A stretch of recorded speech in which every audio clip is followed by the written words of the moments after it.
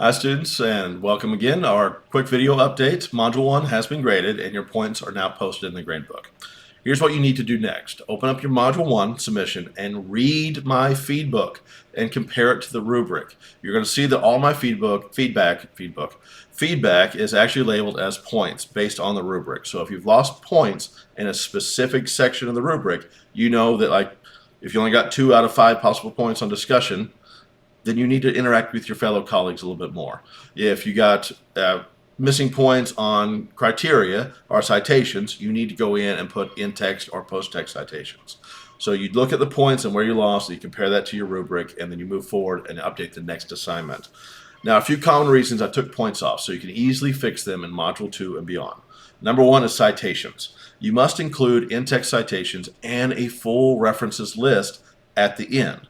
If you're using any outside information, you cite it. No citations mean automatic deductions. And that's in-text and post-text citations. You have to have both of those. And then classmate engagement is something that most of you guys are just losing points on. It's very common in the first couple modules, but you can modify. Discussion posts are not for saying things like nice post. What I'm looking for is thoughtful replies.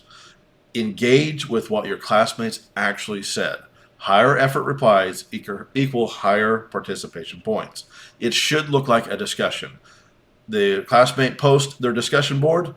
You respond with, I agree, I disagree, here's why. Here's my own background on why I disagree and the experiences I've had. Here's this article that I found online that sort of counters or reinforces your post. And then they reply to you and you reply back to them. It's a discussion. We want to see quality interaction. Personal interaction and real thinking. So when you're actually writing your case studies, I want your brain in the case study. Explain how it connects to you, your experience, or your perspective. Don't just summarize the prompt, and don't submit something that reads like generic AI output. If it sounds like nobody, it earns less. I want to see your lived experiences, your knowledge, your life inside of your writing. These case studies are not academic style writing. They are designed for you to engage ethical conundrums about artificial intelligence, about ethical use of data and analytics, and to give a soundboard of real life experiences so you can share your story.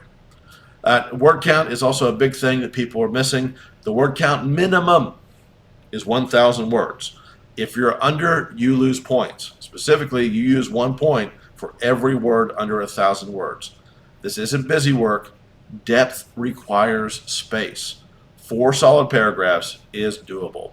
That's 1 page. It's easy peasy. As freshman, sophomore in college, you should be able to pump out 1,000 words of your own lived experiences and opinions with a little bit of research very quickly. Some of you have written me emails asking for extensions on the essays that are longer than your case studies. And they're 1,000 words. So if you could write it in an email, you could write it on an essay.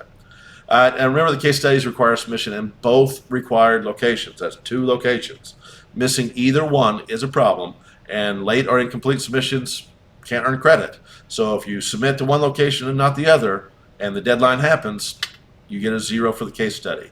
And those are worth 50 points apiece, so they are valuable. Now, if you have any questions about your feedback or want clarification on what I'm looking for, message me. But start by reading the rubric and your comments first. That answers most questions almost immediately. Use Module 1 feedback to level up your Module 2 work and progress through everything. Bye, guys.